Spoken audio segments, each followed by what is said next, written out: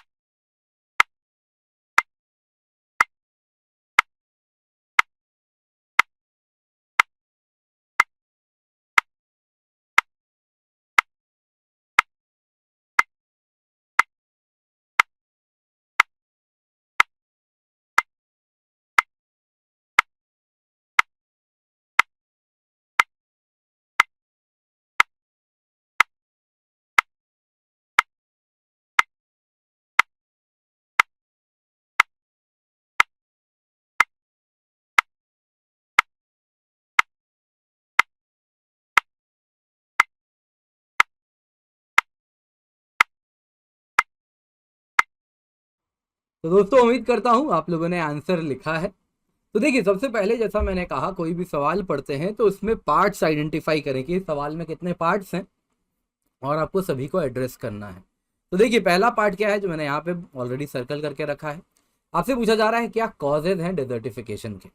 दूसरा आपसे पूछा जा रहा है इम्पैक्ट बताइए किस पे, एग्रीकल्चर पे और सोशल सेटिंग पे, है ना। तो ये दूसरा पार्ट हो गया। तीसरा आपसे पूछा जा रहा है क्या मेजर्स लिए जा सकते हैं डेजर्टिफिकेशन से लड़ने के लिए। तो इस सवाल में एक एप्ट इंट्रोडक्शन क्या हो सकता था। तो देखिए इस सवाल में एक एप्ट इंट्रोडक्शन होता कि आप अगर डेजर्टिफिकेशन का डेफिनेशन दे पाते।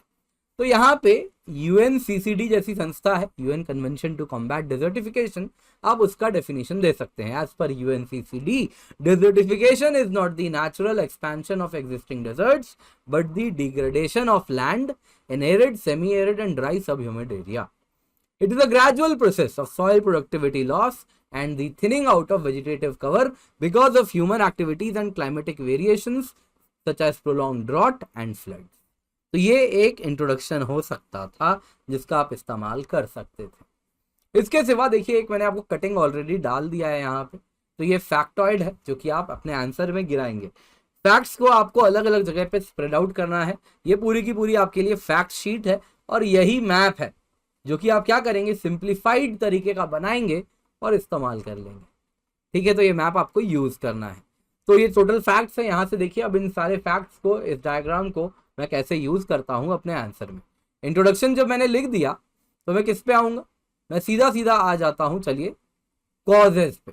तो आपसे पूछा जा रहा है डेजर्टिफिकेशन के सबसे पहले तो कॉजेज बताइए, तो क्या कारण है जिस वजह से डेजर्टिफिकेशन होती है। तो मैं लिखूंगा कॉजेज ऑफ डेजर्टिफिकेशन, अंडरलाइन करूंगा या बॉक्स बनाऊंगा, लेकिन मेक श्योर करूंगा कि सवाल का पहला पार्ट यहाँ पे एड्रेस हो रहा है, एग्जामिनर देख सके। तो पहला कॉजेज क्या हो सकता है, पहला कारण हो सकता है डेजर्टिफिकेशन इसलिए हो रही है क्योंकि ओवर ग्रेजिंग होता है। तो इसके बारे में लिखूंगा, सब हेडिंग बनाऊंगा ओवर ग्रेजिंग, और उससे बनाऊंगा कि कैसे जो मवेशी हैं अक्सर वो सॉइल को डैमेज कर देते हैं। वैसे ही डिफॉरेस्टेशन एक कॉज है, उसकी बात करूंगा। एक मैप बनाऊंगा इंडिया का, ये जो मैप यहाँ पे आपने देखा ना, जो एक्चुअल मैप है, इसको सिंप्लीफाई कर दूंगा और इसको मैं कुछ इस प्रकार से बना दूंगा कि इतने भाग में ग्लेशियल प्रोसेस से डेजर्टिफिकेशन हो रहा है, इतने पार्ट में चोस हैं जो कि रेवाइंस हैं बेसिकली, इतने भाग में मरीन इरोजन हो रहा है, वेस्टर्न घाट्स में अनसाइंटिफिक क्रॉपिंग प्रैक्टिसेस है, यहाँ पे आप देखें तो मॉडरेट लैंड डिग्रेडेशन है, यहाँ पे छोटा नागपुर वाला प्लेटू का इलाका बना दूंगा, माइनिंग के वजह से है, नॉर्थ ईस्ट में शिफ्टिंग कल्टीवेशन है। तो ये सब बनाते हुए कह दूंगा various reasons causing desertification in India. ठीक है, इसके बाद फिर बनाऊंगा मैं फॉल्टी फार्मिंग प्रैक्टिस एक कॉज है डेजर्टिफिकेशन का, जिसमें मैं कहूंगा इरिगेशन जहां पर होता है, अगर अनसाइंटिफिक इरिगेशन हो तो सॉइल सेलाइन हो जाता है, रे ऊसर सॉइल बन जाता है। वैसे ही एग्रोकेमिकल्स अगर ओवर यूजेज हो जाए तो सॉइल का बैलेंस बिगड़ जाता है। वैसे ही माउंटेन स्लोप्स में क्या हो जाता है, अनसाइंटिफिक क्रॉपिंग प्रैक्टिसेस हो जाता है। कई बार क्या हो जाता है माउंटेन स्लोप्स में, जहां पे प्रॉपर होगा कि आप एग्रो फॉरेस्ट्री करें, वहां पे एग्रो फॉरेस्ट्री करने के बजाय होता यूं है कि कई बार लोग क्या करते हैं कि कुछ इस प्रकार से ट्यूबर क्रॉप्स ग्रो कर देते हैं, छोटे छोटे ट्यूबर क्रॉप्स ग्रो कर देते हैं जैसे आलू वगैरह। तो होता क्या है कि आलू को उखाड़ना पड़ता है जब वो मैच्योर हो जाता है। जब आप आलू उखाड़ोगे तो जाहिर सी बात है, जब आलू उखड़ गया है तो सॉइल का जो टॉप सॉइल है वो डिसलॉज हो चुका है एंड वो ससेप्टेबल है किससे, इरिगेशन, वो फर्दर इरोजन से। वैसे ही अगर आप देखें तो और क्या कारण हो सकता है, ग्राउंड वाटर का ओवर ड्राफ्टिंग हो रहा है, यानी कि ओवर यूजेज हो जा रहा है। तो इस वजह से भी सॉइल के जो सॉइल वाटर है वो सेलाइन होती जा रही है, और अक्सर ये सेलाइन वाटर जब सरफेस पे आता है तो सॉल्ट क्रस्ट छोड़ के चला जाता है। वैसे ही अर्बनाइजेशन तेजी से हो रही है। तो आप अगर देखोगे तो अर्बनाइजेशन जब तेजी से होती है तो जो फर्टाइल लैंड है, आप अपने घर के आसपास देखो, जहाँ पे शहर है, कल को वहाँ पे हो सकता है वहाँ पे खेत वगैरह होंगे। स्पेशली अगर आप किसी पुराने शहर के आउटस्कर्ट्स में रहते हैं तो वहां पे कभी फर्टाइल लैंड, खेती बाड़ी होती थी। आज क्या हो गया है, आज वहां पे देखोगे तो वहां पे अर्बनाइजेशन की वजह से कॉन्क्रीटाइजेशन हो गया है और फर्टाइल लैंड लॉस होता जा रहा है। वैसे ही क्लाइमेट चेंज भी जिम्मेदार है। क्लाइमेट चेंज अगर आप देखोगे तो इस वजह से भी ग्लोबल वार्मिंग हो रही है। तो इससे कहीं ना कहीं जो ग्लोबल वार्मिंग हो रही है, जिस वजह से आप देखोगे तो क्या हो रहा है कि टोटल जो मॉनसून है उसका साइकिल बिगड़ जा रहा है।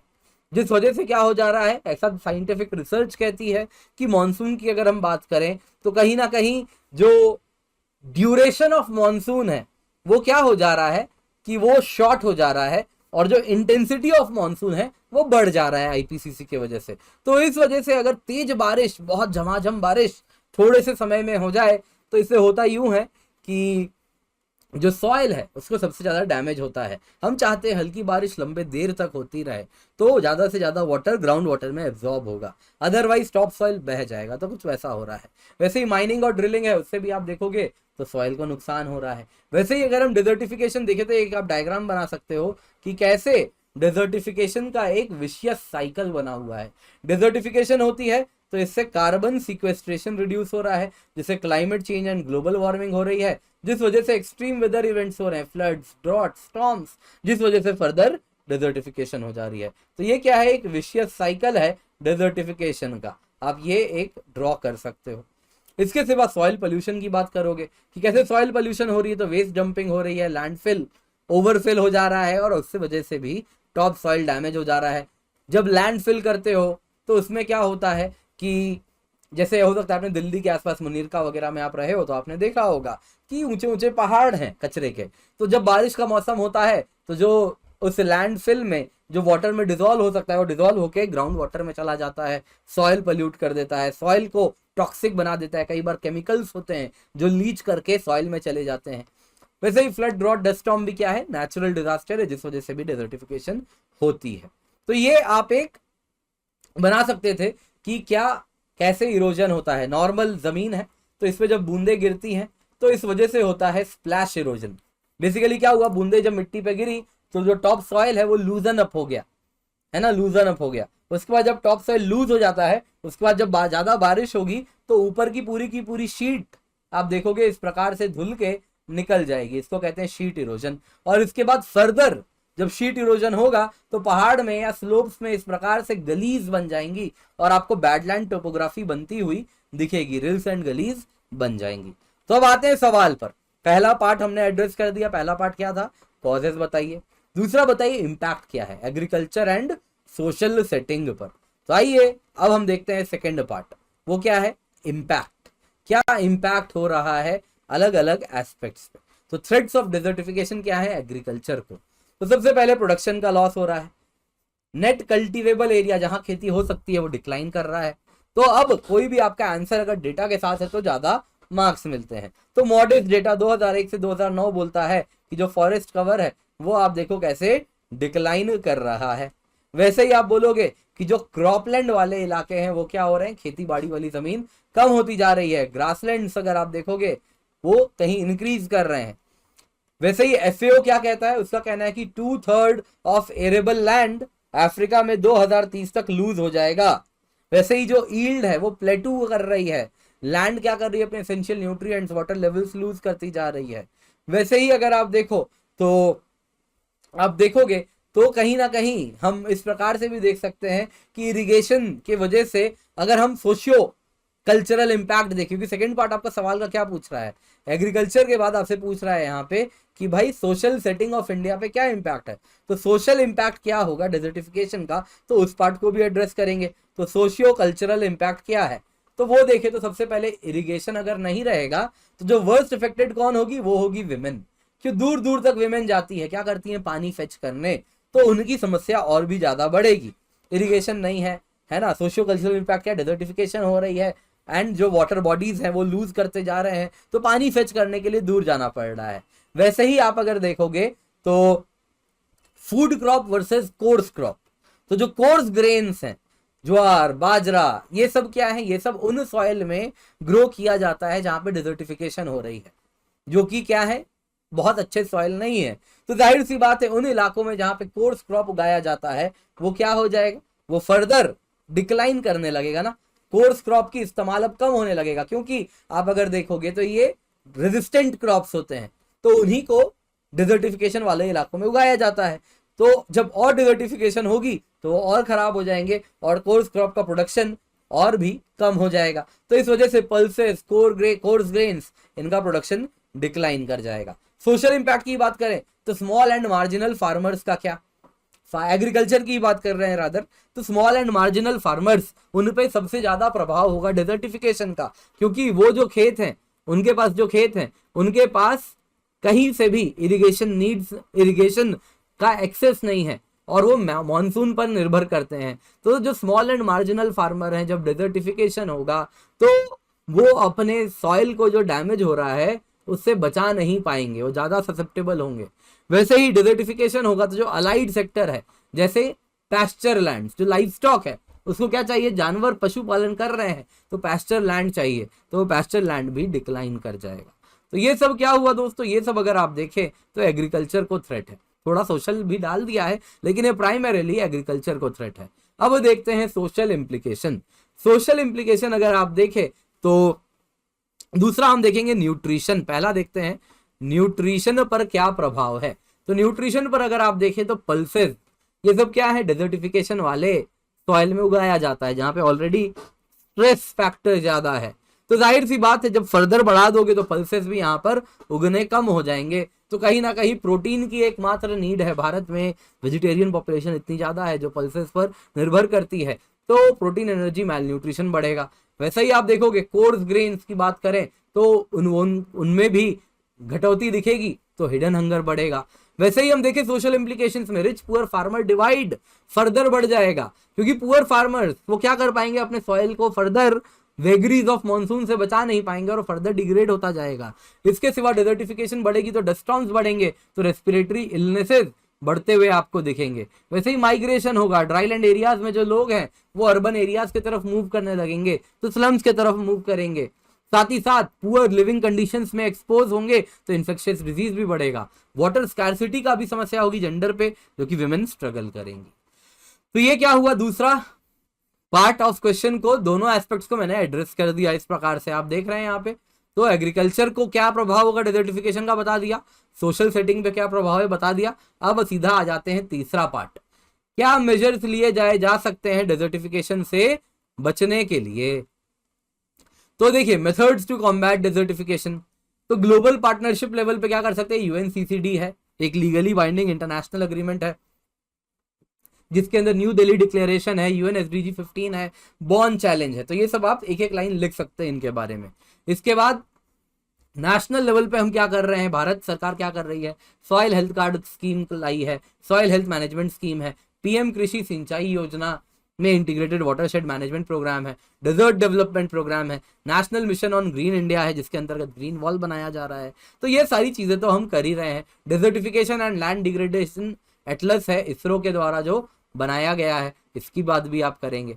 तो इसी में वे फॉरवर्ड क्या है, सेकंड पार्ट ऑफ जो क्वेश्चन है ना, उसी को फर्दर हम और बड़ा करके लिख देंगे। तीसरा पार्ट जो है कि क्या मेजर्स लिए जा सकते हैं डेजर्टिफिकेशन से बचने के लिए, तो आप ये सब कीजिए। सबसे पहले क्या कीजिए, कुछ बायोलॉजिकल मेजर्स होते हैं लैंड इंप्रूव करने के, उनको कीजिए। तो स्टबल मल्चिंग करवाइए, है ना, स्ट्रिप क्रॉपिंग करवाइए, रोटेशनल ग्रेजिंग करवाइए। यहाँ पे ये डायग्राम बना के दिखाइए कि इस प्रकार से अगर लैंड है, इस प्रकार का लैंड है जिसमें ऐसा स्लोप है, तो क्या कर सकते हैं, यहाँ पे इरोजन परमिटिंग क्रॉप लगवाइए और इरोजन चेकिंग क्रॉप दोनों एक साथ मिक्स करवाइए। जैसे बाजरा क्या है, इरोजन परमिटिंग क्रॉप है, वैसे ही पल्सेस क्या है, इरोजन चेकिंग क्रॉप है। तो बाजरा लगाया, बीच में पल्सेस, फिर बाजरा, फिर पल्सेस। तो इस प्रकार से क्या होगा कि आप सॉइल को बेहतर मैनेज कर पाएंगे। ये क्या हुआ, बायोलॉजिकल मेजर। वैसे ही मैकेनिकल मेजर होता है, आप क्या करें, इस प्रकार से पेड़ भी लगाएं जो क्या करे, विंड ब्रेक का काम करे। विंड ब्रेक का अगर काम करेगा तो एओलियन हवा से होने वाले इरोजन से बचाएगा। लैंड में स्लोप है तो उसमें टेरेसिंग करें, कॉन्टूर बंडिंग करें, जहां पे सॉइल सलाइन हो गया उसका जिप्सम ट्रीटमेंट करवाएं। वैसे ही आप स्लोप मैनेजमेंट कुछ इस प्रकार से करवा दें। तो ये डायग्राम बना दे जो सब कुछ कहता है, स्लोप मैनेजमेंट करें। तो स्लोप मैनेजमेंट आप इस प्रकार से लिखेंगे और डायग्राम बना देंगे डब्बे में डाल के। जब भी डायग्राम बनाओगे क्या करोगे, डब्बे में डालोगे। तो स्लोप मैनेजमेंट में आप लिखोगे कि कैसे आप क्या कर रहे हो, यहाँ पे कल्टीवेशन करो। अगर फ्लैट लैंड है कल्टीवेशन कीजिए, थोड़ा स्लोप है तो ग्रेजिंग के लिए इस लैंड का इस्तेमाल कीजिए, और ज्यादा स्लोप है तो सिल्वी कल्चर कीजिए यानी पेड़ वेड़ लगवाइए, और ज्यादा स्लोप हो गया तो टेरेसिंग करवा दीजिए। तो ये सब क्या है, आपके कुछ मेथड्स हैं जिनके द्वारा आप वेदरिंग से, जिनके द्वारा आप फर्दर लैंड डिग्रेडेशन को बचा सकते हो। और फाइनली आप क्या कर सकते थे, एक ऑप्टिमिस्टिक कंक्लूजन दे सकते थे कि इंडिया फोरफ्रंट पर काम कर रहा है। इंडिया ने प्लेज किया है कि degraded and deforested land by 2020 13 million hectare restore करेगा। बाय 2030 एडिशनल 8 मिलियन हेक्टेयर हम लैंड को डिग्रेड होने से बचाएंगे, जो कि 21 मिलियन हेक्टेयर अपने लैंड को हम रिक्लेम करेंगे। वैसे ही वर्ल्ड में भी ग्लोबल प्लेज है कि by 2030 350 million hectare of land को हम इस प्रकार से बचाने वाले हैं डेजर्टिफिकेशन से। और ये सारे प्रोसेस हैं, ये सारे मेथड्स हैं जिसके द्वारा हम बचा सकते हैं।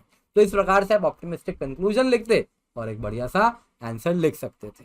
तो उम्मीद करता हूं आपको कंटेंट पसंद आया होगा, तो लाइक जरूर कीजिएगा, अपने दोस्तों के साथ शेयर करें। बाकी आंसर का स्ट्रक्चर था ये, ऑब्वियसली पूरा आंसर मैं लिख नहीं सकता, लेकिन मैंने एक आंसर का स्ट्रक्चर बना के आपको दे दिया है, काफी पॉइंट्स दे दिए हैं, ये नोट्स के भी काम आएंगे, तो आप इसको यूज कर सकते हैं। तो मेक श्योर इनको अब इस्तेमाल करके अब बेहतर आंसर आप लिखने का प्रयास जरूर करें। दोस्तों आज की क्लास पसंद आई होगी तो लाइक जरूर कीजिएगा। ये टेलीग्राम चैनल है जहां पर आप जुड़ सकते हैं, जहां से आप पीडीएफ भी डाउनलोड कर सकते हैं। इसके सिवा आप जरूर जुड़ें सुपर कोचिंग में, क्योंकि सुपर सिलेक्शन सेल चल रहा है। 1 साल के साथ 4 महीने की सब्सक्रिप्शन फ्री मिल रही है, और जो कीमत है केवल 23,999 रुपए है। 16 महीने की सब्सक्रिप्शन 23,999 में। ये तब है जब आप कूपन कोड KINJAL यानी किंजल का इस्तेमाल करते हैं, जिससे आपको मिलता है मैक्सिमम डिस्काउंट। मैक्सिमम डिस्काउंट यकीन मानिए इसी से मिलेगा, तो आप निश्चिंत होकर ये कूपन कोड इस्तेमाल करें। और इतना ही नहीं, वन स्टॉप सोल्यूशन है। इस सब्सक्रिप्शन में आपको GS course, optional course, subject course, CSAT का course, daily live class, mock test, practice question, super teachers के द्वारा बनाया गया कोर्स जो कि आपको लाखों में ऑफलाइन में मिलता है, वो सब मिल रहा है केवल 23,999 यानी 24,000 से भी कम दाम पर, जब आप कूपन कोड किंजल KINJAL का इस्तेमाल करते हैं। इसके सिवा मंडे टू फ्राइडे 9:15 बजे क्लास है, 3:30 बजे मास्टर क्लास है, और हमारी डेली लाइव क्लासेस भी चैनल पे होती है। तो सब्सक्राइब करना बिल्कुल भी ना भूलें, जल्दी से जाएं, जाके बेल आइकन दबाएं।